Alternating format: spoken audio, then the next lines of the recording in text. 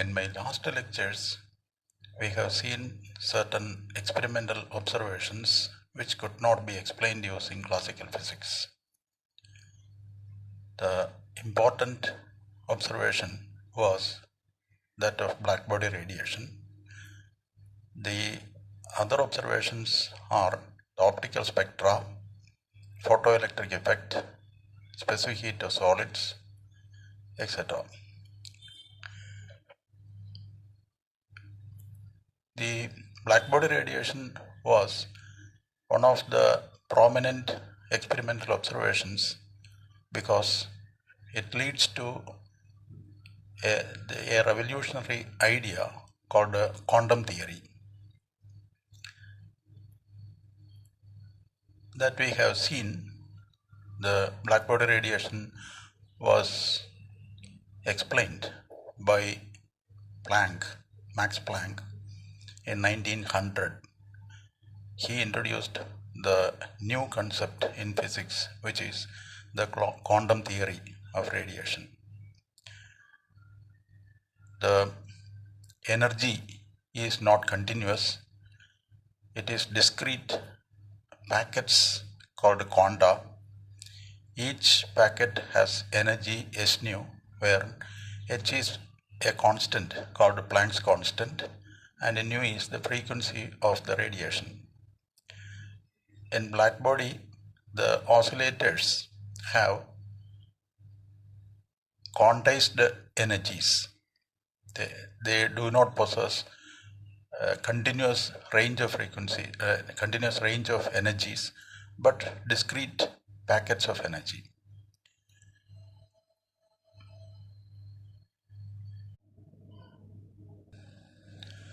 The first person who applied the quantum theory of radiation was Einstein to explain photoelectric effect. We shall see how Einstein explained photoelectric theory using quantum theory.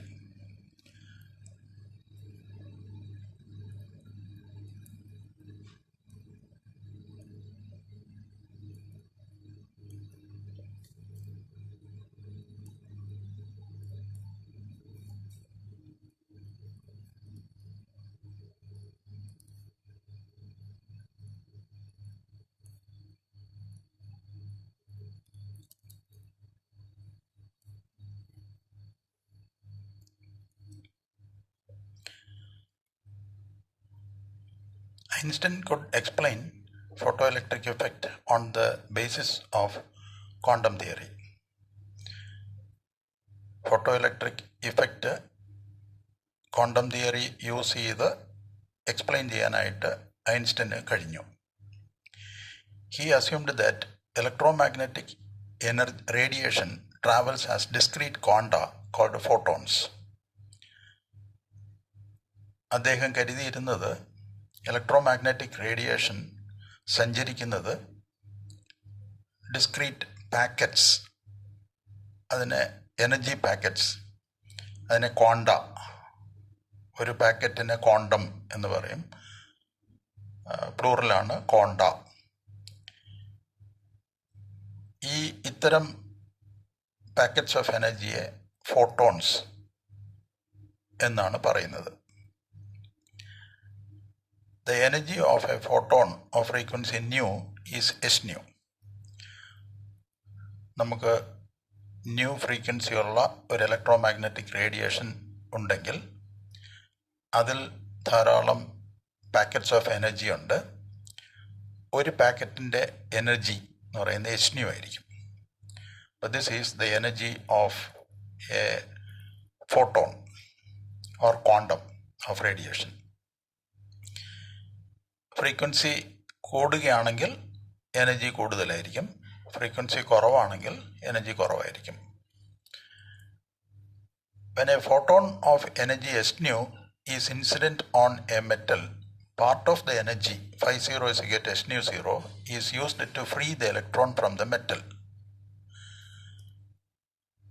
When ഒരു electromagnetic radiation, new frequency ഉള്ള electromagnetic radiation ഒരു മെറ്റലിൻ്റെ സർഫസിൽ പതിക്കുന്നു എന്നിരിക്കട്ടെ.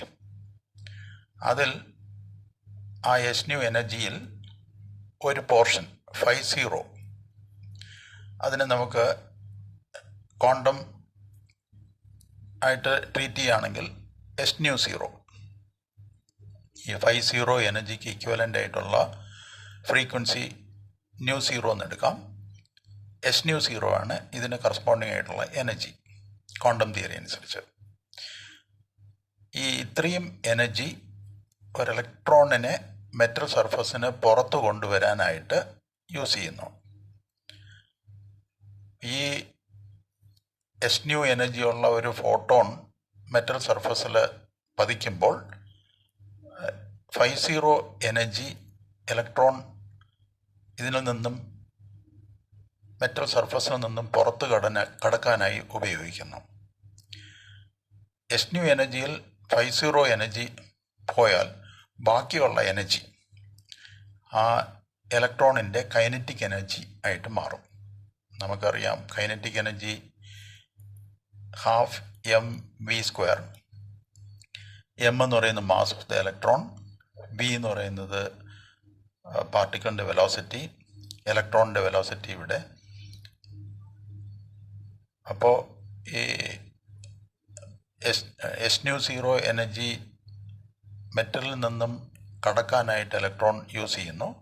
ബാക്കിയുള്ള energy അതിൻ്റെ kinetic energy ആയിട്ടാണ് കാണുന്നത്. നമുക്കറിയാം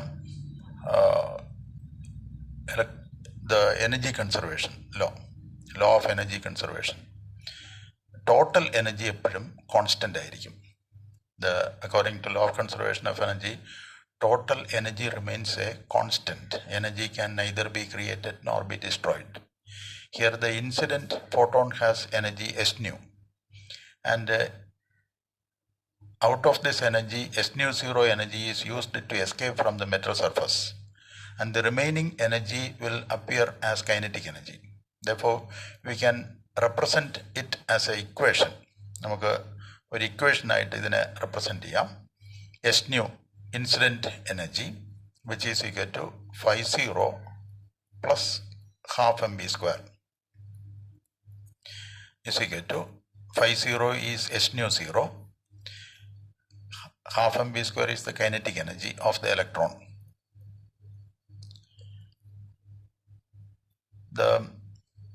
This is Einstein's relation.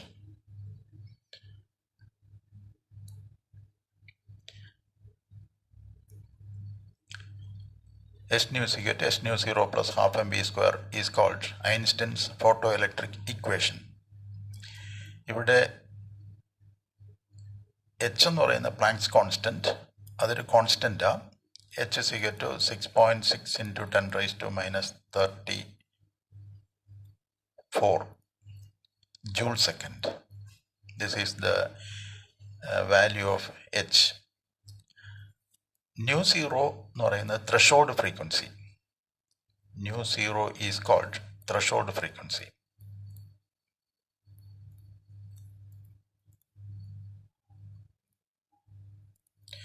Threshold frequency എന്ന് പറയുന്നത്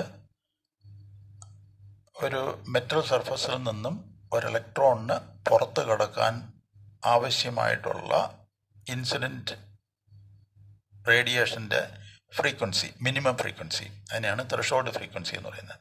ഇനി ക്രിട്ടിക്കൽ ഫ്രീക്വൻസി എന്നും പറയാം. ത്രെഷോൾഡ് ഫ്രീക്വൻസിയേക്കാളും കൂടുതൽ ഫ്രീക്വൻസിയുള്ള റേഡിയേഷൻസ് മെറ്റൽ സർഫസിൽ പതിച്ചാൽ മാത്രമേ ഇലക്ട്രോണിന് അതിൽ നിന്നും രക്ഷപ്പെടാൻ പറ്റുള്ളൂ, ഇലക്ട്രോണിന് പുറത്ത് കടക്കാൻ പറ്റുകയുള്ളൂ. ഇതിന് ആ മെറ്റലിൻ്റെ ത്രെഷോൾഡ് ഫ്രീക്വൻസി എന്ന് പറയും. ഓരോ മെറ്റലിനും ഓരോ വാല്യൂ ആണ്. ഇപ്പോൾ സോഡിയം മെറ്റലിലാണ് ലൈറ്റ് ഇൻസിഡൻറ്റ് ചെയ്യുന്നതെങ്കിൽ അതിൽ നിന്നും ഇലക്ട്രോൺ എമിഷൻ നടക്കണമെങ്കിൽ അതിൻ്റേതായിട്ടുള്ള ഒരു ക്രിട്ടിക്കൽ ഫ്രീക്വൻസി വേണം. അതിന് താഴെ ഫ്രീക്വൻസിയുള്ള റേഡിയേഷൻ ഇൻസിഡൻറ്റ് ചെയ്യുകയാണെങ്കിൽ ഇലക്ട്രോൺസിന് എമിഷൻ പുറത്ത് കടക്കാൻ പറ്റത്തില്ല. അതിനെ ഈ ത്രെഷോൾഡ് ഫ്രീക്വൻസി ഓഫ് മെറ്റൽ എന്ന് പറയും. This relation accounted for the experimental observations discussed earlier. ഇപ്പം നമ്മൾ ചില എക്സ്പെരിമെൻ്റൽ ഒബ്സർവേഷൻസൊക്കെ നേരത്തെ ഡിസ്കസ് ചെയ്തിട്ടുണ്ട്. ആ എക്സ്പെരിമെൻ്റൽ ഒബ്സർവേഷൻസിനെ എല്ലാം വിശദമാക്കാനായിട്ട് ഈ ഒരു ഇക്വേഷന് കഴിഞ്ഞു. Planck quantized the energy of an oscillator, but the radiation travels as electromagnetic wave. Planck എനർജിയെ ക്വാണ്ടൈസ് ചെയ്തു. ഒരു ഓസിലേറ്ററിലുള്ള എനർജി ക്വാണ്ടൈസ്ഡ് ആയിരിക്കും. അതിന് കണ്ടിന്യൂസ് ആയിട്ടുള്ള ഒരു എനർജി കാണത്തില്ല. അതിന് ഡിസ്ക്രീറ്റ് പാക്കറ്റ്സ് ഓഫ് എനർജി മാത്രമേ ഉണ്ടാവുകയുള്ളൂ. പക്ഷേ ഈ റേഡിയേഷൻ ഇലക്ട്രോമാഗ്നറ്റിക് വേവ്സ് ആയിട്ടാണ് ട്രാവൽ ചെയ്യുന്നത്, ഒരു തരംഗമായിട്ടാണ് ട്രാവൽ ചെയ്യുന്നത്. Radiation travels as electromagnetic waves. അദ്ദേഹം കരുതിയിരുന്നത് റേഡിയേഷൻ സഞ്ചരിക്കുന്നത് വേവായിട്ടാണ്, തരംഗമായിട്ടാണ്. പക്ഷേ ഓസിലേറ്ററിൻ്റെ എനർജി ക്വാണ്ടൈസ്ഡ് ആണ്, പാക്കറ്റ്സ് ഓഫ് എനർജി ആയിട്ടായിരിക്കും. However, Einstein assumed that light travels through space not like a wave but like a particle. Einstein കരുതിയത് ലൈറ്റ് സഞ്ചരിക്കുന്നത് ഈ വേവായിട്ടല്ല, പാർട്ടിക്കിൾസ് ആയിട്ടാണ് എന്നായിരുന്നു. അങ്ങനെ പാർട്ടിക്കിളായിട്ട് എടുത്താൽ മാത്രമേ നമുക്ക് ക്വാണ്ടം തിയറി ഉപയോഗിച്ച് ഫോട്ടോ ഇലക്ട്രിക് ഇഫക്റ്റ് എക്സ്പ്ലെയിൻ ചെയ്യാൻ കഴിയുകയുള്ളൂ. അതുകൊണ്ട് ഐൻസ്റ്റൈൻ കരുതിയത് ലൈറ്റ് സഞ്ചരിക്കുന്നത് വേവായിട്ടല്ല, പാർട്ടിക്കിൾസായിട്ട് തന്നെയാണ്. Light radiation consist of a stream of packets of energy called quanta or photons. ഈ ഫോട്ടോൺസിൻ്റെ ഒരു സ്ട്രീമായിട്ടാണ് ലൈറ്റ് സഞ്ചരിക്കുന്നതായിട്ടാണ് ഐൻസ്റ്റൈൻ കരുതിയത്. Each photon carries a linear momentum p. പാർട്ടിക്കിളിൻ്റെ ഒരു പ്രത്യേക സ്വഭാവമാണ് മൊമെൻറ്റം എന്നുള്ളത്. അപ്പോൾ ഈ പാർട്ടിക്കിളിനും ഒരു മൊമെൻറ്റം ഉണ്ട്. ഈ ഫോട്ടോൺ എന്ന് പറയുന്ന ഒരു പാർട്ടിക്കിളായിട്ട് നമ്മൾ എടുക്കുമ്പോൾ അതിനൊരു മൊമെൻറ്റം ഉണ്ടാവും. ആ മൊമെൻറ്റത്തിന് നമുക്ക് പി എന്നെടുക്കാം. According to Einstein, the momentum of this photon is E by c. E is the energy of the photon and c is the speed of photon. Then the ratio E by c is the momentum of the photon. And we know E is equal to s nu. Therefore, we can write s nu divided by c. Momentum of the photon is equal to s nu by c. By the theory of relativity, the energy is given by theory of relativity, special theory of relativity. അതും Einstein കണ്ടുപിടിച്ചതാണ്. ഐൻസ്റ്റൈൻ്റെ special theory of relativity അനുസരിച്ച് energy of a particle is given by this equation. E square is equal to p square c square plus m0 square c raised to 4. എനർജിയുടെ square E square, അത് ഈ RHSൽ കാണുന്ന ക്വാണ്ടിറ്റീസിൻ്റെ സമ്മായിരിക്കും, രണ്ട് ടേംസിൻ്റെ സമ്മായിരിക്കും. P square c square plus m0 square c raised to 4. ഇവിടെ പി മൊമെൻറ്റം, ആ പാർട്ടിക്കിളിൻ്റെ momentum, c velocity of light or speed of light, m0 is called rest mass of the particle.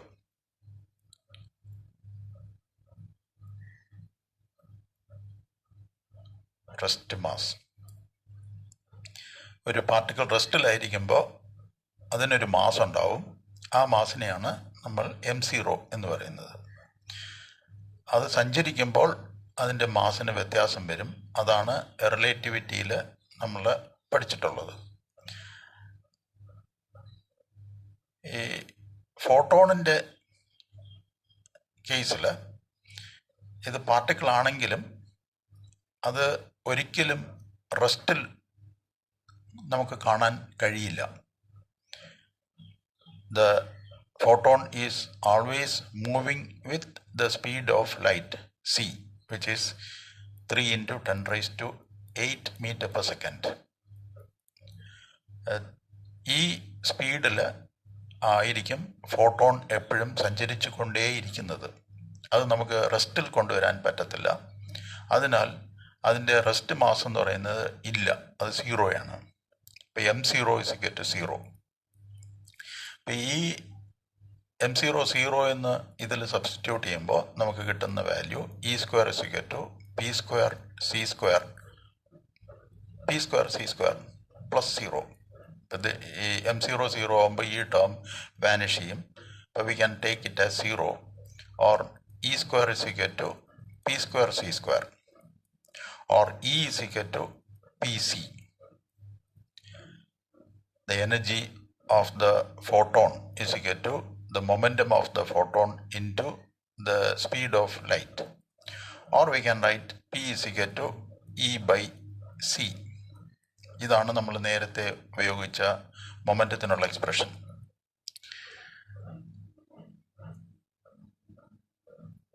We also know that E is equal to s nu. When we put that value here, s nu divided by c is equal to if we take nu to the denominator, we can write this as h divided by c by nu.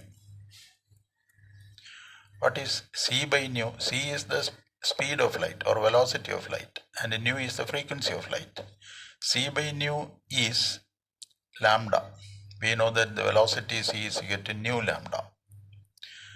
എല്ലാ വേവിനും apply ചെയ്യാൻ കഴിയുന്ന ഒരു ഫോർമുലയാണ് c is equal to nu lambda. Velocity of a wave is equal to frequency into wavelength. അപ്പോൾ c by nu is equal to lambda. When we put that value here, we get h by lambda. Momentum of the particle is equal to h by lambda. This equation contains both particle concept and the wave concept. പാർട്ടിക്കിളിൻ്റെ പ്രധാന സ്വഭാവമാണ് momentum എന്നുള്ള ഒരു ഗുണം. Energy, മൊമെൻറ്റവും എനർജിയും പാർട്ടിക്കിൾസിനുണ്ടാവും. The important properties of wave is the frequency nu and the wavelength lambda. വേവിനുള്ള ഒരു പ്രധാന ഗുണമാണ് അതിൻ്റെ ഫ്രീക്വൻസിയും അതിൻ്റെ വേവ് ലെങ്ത്തും. പാർട്ടിക്കിളിന് രണ്ട് ഉള്ള പ്രധാന ഗുണങ്ങളാണ് പിയും മൊമെൻറ്റവും എനർജിയും. അപ്പോൾ ഇവിടെ ഈ പി ലെഫ്റ്റ് ഹാൻഡ് സൈഡിലുള്ളത് മൊമെൻറ്റം, റൈറ്റ് ഹാൻഡ് സൈഡിലുള്ളത് ലാംഡ. അപ്പം മൊമെൻറ്റം പാർട്ടിക്കിളിൻ്റെ ഒരു പ്രോപ്പർട്ടി, ലാംഡ ഈ വേവിൻ്റെ ഒരു പ്രോപ്പർട്ടി. അപ്പം ഇത് രണ്ടും കൂടി കണക്ട് ചെയ്തുള്ള ഒരു റിലേഷനാണ് നമുക്ക് കിട്ടിയത്. P is equal to h by lambda. Particle nature of radiation was confirmed by another scientist called Compton.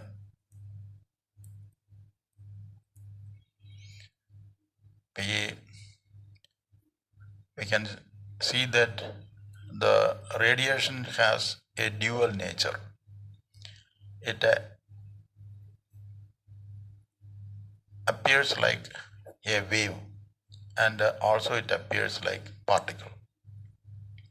It has dual behavior. Compton proved that the radiation is particle. Radiation consists of particles, a stream of particles that we will see in the next session.